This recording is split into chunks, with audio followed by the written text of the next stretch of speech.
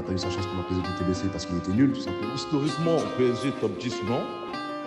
Ça néglige aussi régulièrement le niveau du championnat. C'est une blague ou quoi? C'est fait exprès. L2IMS, dans la surface c'est terrible.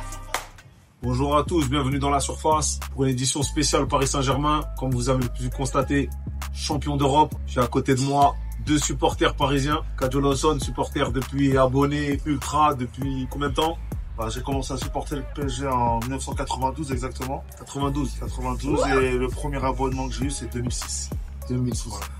Et Eko avec nous, supporter du Paris Saint-Germain depuis depuis début des années 2000. Après, ils sont plus anciens que moi, donc ils auront plus de références, mais voilà. Après, je travaille aussi au Parc des Princes, donc voilà, j'ai l'occasion de regarder tous les matchs. Après, t'as vu, nous on accepte tout le monde. Même supporter du PSG depuis 2024, on le... Non, c'est pas mon cas, c'est pas mon cas. Les champions d'Europe aussi. C'est pas mon cas. Tous les champions d'Europe avec nous. Bienvenue, en tout cas aujourd'hui on va parler un petit peu de la Ligue des Champions, du sacre tant attendu et enfin espéré par tous les supporters. Et si on peut un peu parler du Ballon d'Or aussi, que chacun donne son avis. Dembélé, hein. Là, y a pas de... Première chose, là, c'est un sentiment indescriptible, c'est incroyable ce qui est arrivé le week-end dernier. On est champion d'Europe, on a mis une grosse claque au monde entier, ils ont vu le travail qui a été fait depuis 2 ans incroyable de Luis Enrique. Donc ça fait grave plaisir et c'est un collectif qui en est ressorti. Et de ce collectif-là, il y a un joueur qui en ressort après tout ce qu'il a fait dans cette saison-là. Pour moi, c'est Ousmane Dembélé, qui pour moi doit être Ballon d'Or incontestable. Il n'y a pas de discussion avec le petit de Barcelone. Donc, ça va comment déjà Lamine Yamal. C'est pas très grand, hard. Très grand crack. Faut respecter. Non, je le respecte. Non, je respecte, mais pour moi, incontestable, tu peux pas. Très gros début de carrière. Très gros début de carrière qui va devenir très très fort, tu vois. Mais pour moi, c'est Ousmane Dembélé, Ballon d'Or incontestable. Tu peux pas, c'est incontestable. En termes de stade, d'impact dans l'équipe, et mine de rien, même le charisme, ce qu'il propose footballistiquement, parce qu'à chaque fois on parle de technique, etc. Sur Dembélé, ce qu'il y a, c'est que on a tous en tête le Dembélé qui arrive au PSG et le Dembélé qu'il est devenu.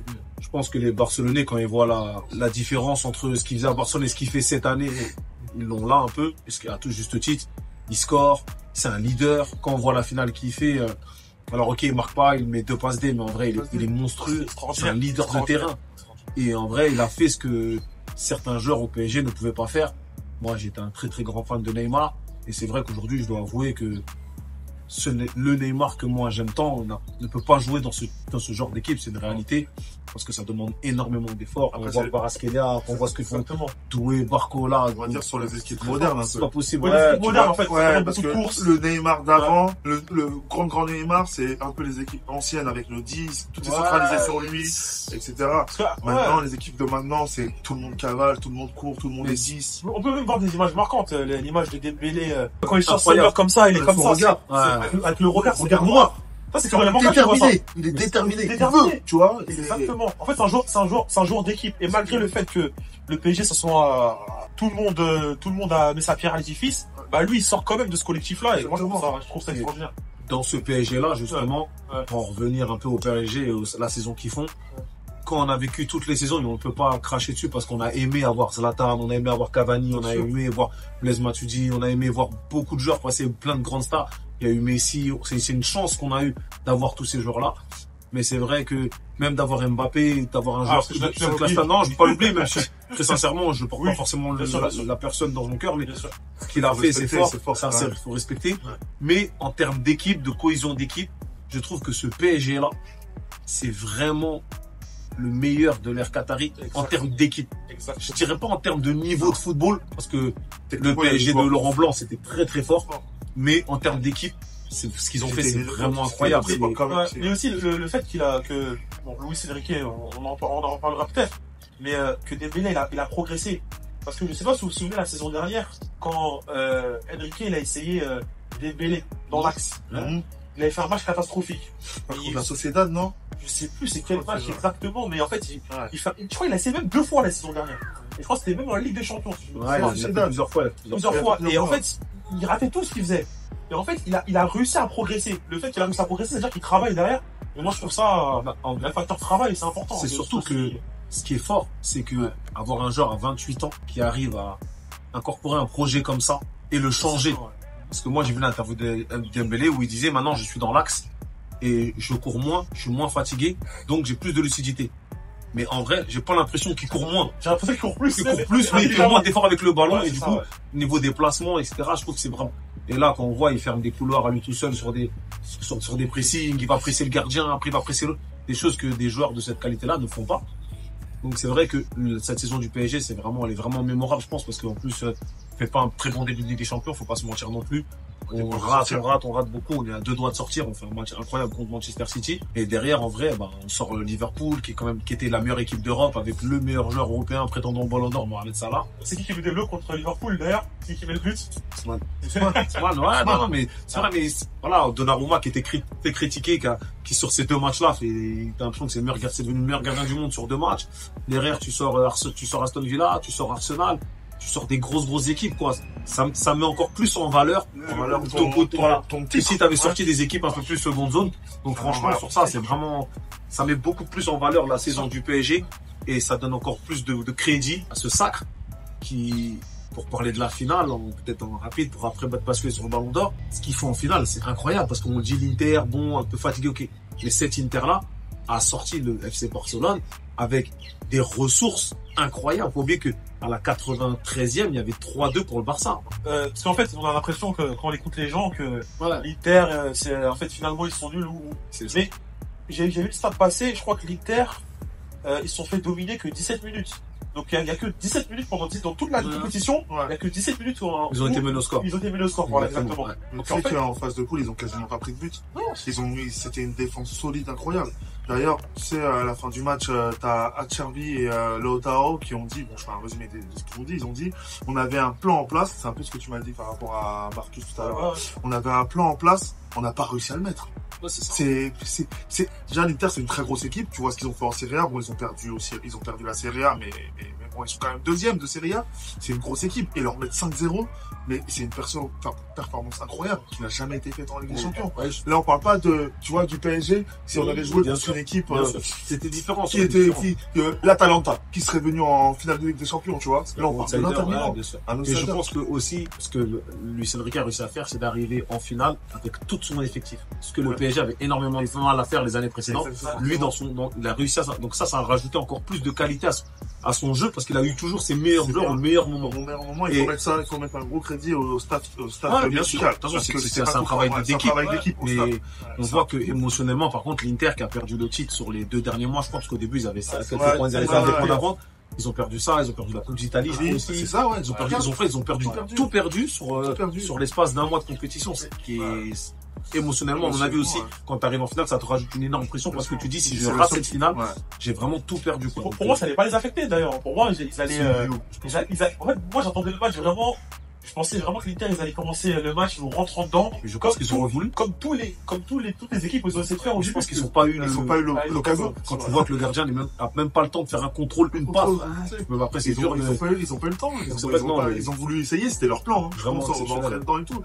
Mais ils ont pas. C'est comme des fois, tu sais, t'arrives, t'es dans une compétition, tu sens plus tes jambes. Bah, c'est ce qui arrive, Oui. tu vois. Ils Faut sont se dire la vérité. Le PSG, chaque joueur du Paris Saint-Germain a sorti sa plus belle prestation. Tu t'entraînes c'est comme un musicien qui s'entraîne toute l'année pour le bal et arrivé le jour J, il sort sa plus belle partition, il fait 0 erreur. Sur cette finale, aucun joueur qui a été en dessous.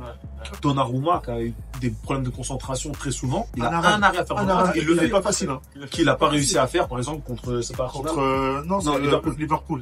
Voilà, par exemple. Liverpool et En plus, l'Atlético. voilà. en plus, c'est ce qu'on reprochait souvent à Donnarumma. En fait, Donnarumma, on n'a jamais dit que c'était un mauvais gardien. Mais Donnarumma, il ne faisait pas l'arrêt qu'il fallait. Voilà. Dans un match, il avait 7 Exactement, erreurs. exactement. Il faisait tout ce truc que tu disais, ah, mais purée, Ouais. c'est dommage. Cette Alors que ce manque de Et le concentration. pire de tout ça, c'est que tu sais qu'il est capable de le faire. La preuve, Tu vois, la preuve, tu sais qu'il est capable de le faire. Tu sais très bien que c'est un super gardien qu'il est capable de le faire.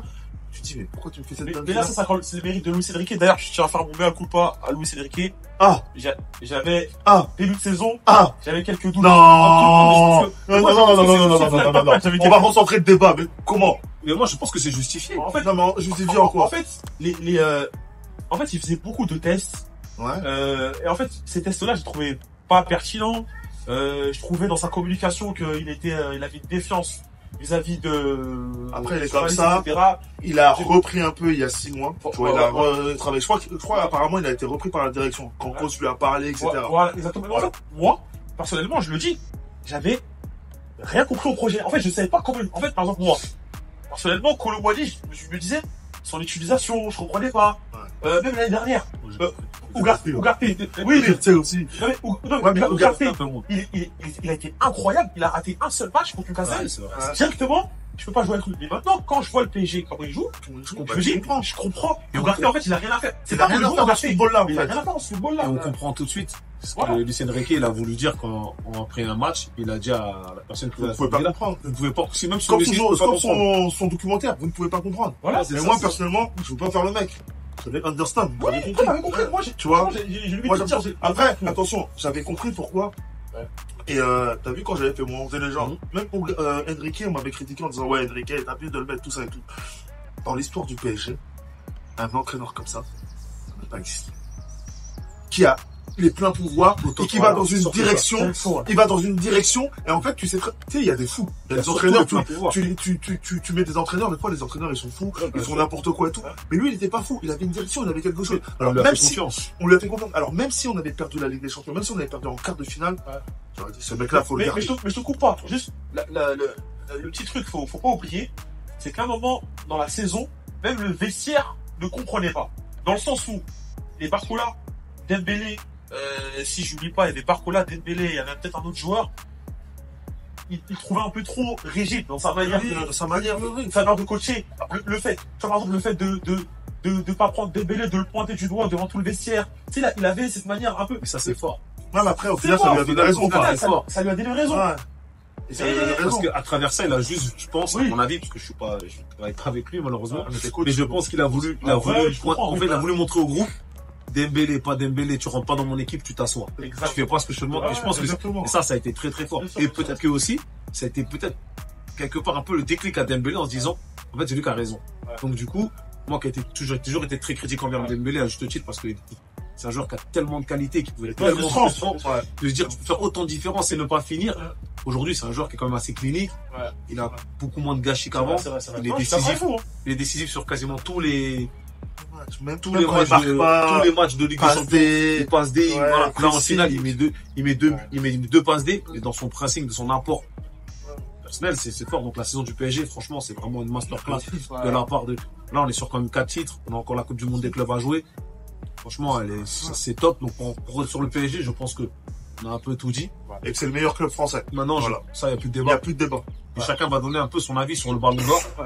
On essaie de se caler une petite minute chacun, une minute 30 chacun, histoire de vraiment dire vraiment ce qu'on pense sur le Ballon d'Or, que ce soit sur les 10 premiers, la manière dont c'est classé, la manière dont c'est justifié, comment les médias mettent en avant Dembélé ou peu importe qui, mais voilà, chacun donne un peu son avis. Donc, Adjo, je te laisse. Alors, simple, j'en ai un peu parlé tout à l'heure. Dembélé, Ballon d'Or, numéro 1. Ensuite, tu dois avoir au moins 4 joueurs du PSG dans ce classement. Tu dois avoir pour moi Vitinha, Achraf Hakimi, Désiré Doué, je le dis, je sais que ça va faire parler. Désiré Doué doit être dans le top 10 Ballon d'Or. C'est un choix. Et tu peux mettre 2-3 autres joueurs. Après, ça dépend comment le Ballon d'Or est fait, mais pour moi, tu dois avoir ces joueurs-là dans le classement. C'est obligé. Moi, j'aimerais rajouter que le Ballon d'Or, chaque année, on dirait que les règles changent. J'ai l'impression que cette année, les règles changent pour que Dembélé n'ait pas le Ballon d'Or. Dans le sens où on commence à nous expliquer que pour que Dembélé ait le Ballon d'Or, il faudrait qu'il gagne le match en Ligue des Nations. Ouais, Ligue des C'est un bon-sens. À l'époque où Benzema a gagné la Ligue des Nations, on était tous d'accord, tout le monde était d'accord pour dire que la Ligue des Nations c'était quelque chose d'anecdotique. Même Cristiano Ronaldo, qu'on a gagné pour la première année, la première édition, on a trouvé ça que c'était quelque chose d'anecdotique. Et maintenant, on veut nous expliquer que Dembélé, il faut absolument qu'il gagne le trophée. Enfin, il y a un lobby pour la match. Voilà. Donc, je trouve que c'est un peu injuste envers Dembélé. Je sens un peu la patate arriver.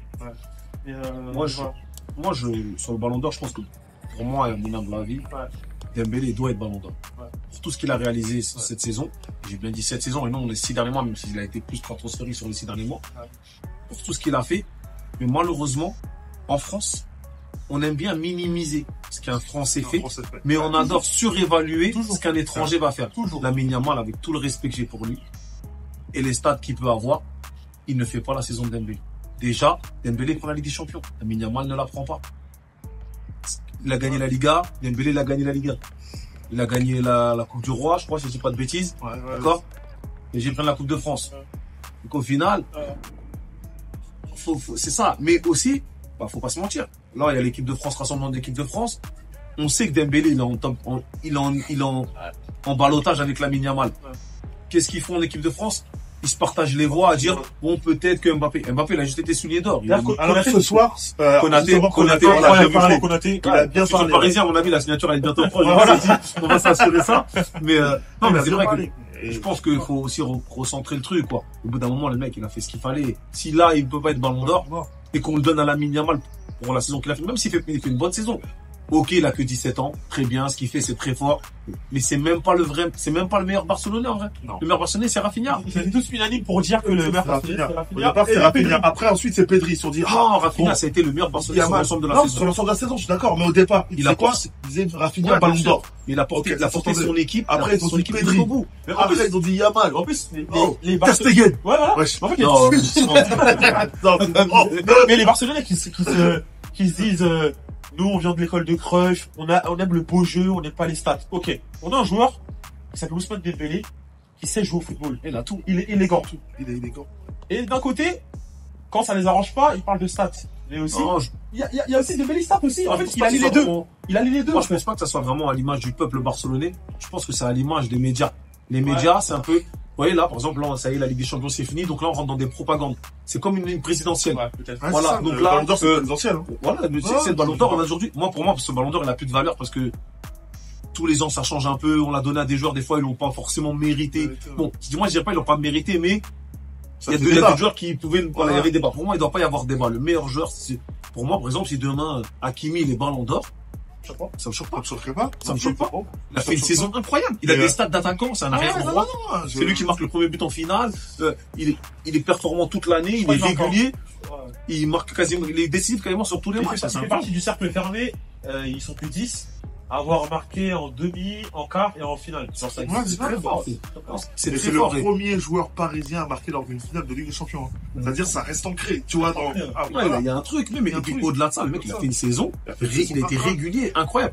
Donc, pour moi, je l'ai dit depuis le début, moi, mon top 3, top 5 ballon d'or, Ousmane Dembélé, il n'y a pas de débat. Achraf Hakimi, parce que pour moi, je trouve qu'il a fait une saison vraiment incroyable et il a été décisif quand il fallait. Lamine Yamal, parce que c'est vrai que pour moi, et à mon avis, dans le football que moi j'aime, je le trouve c'est incroyable.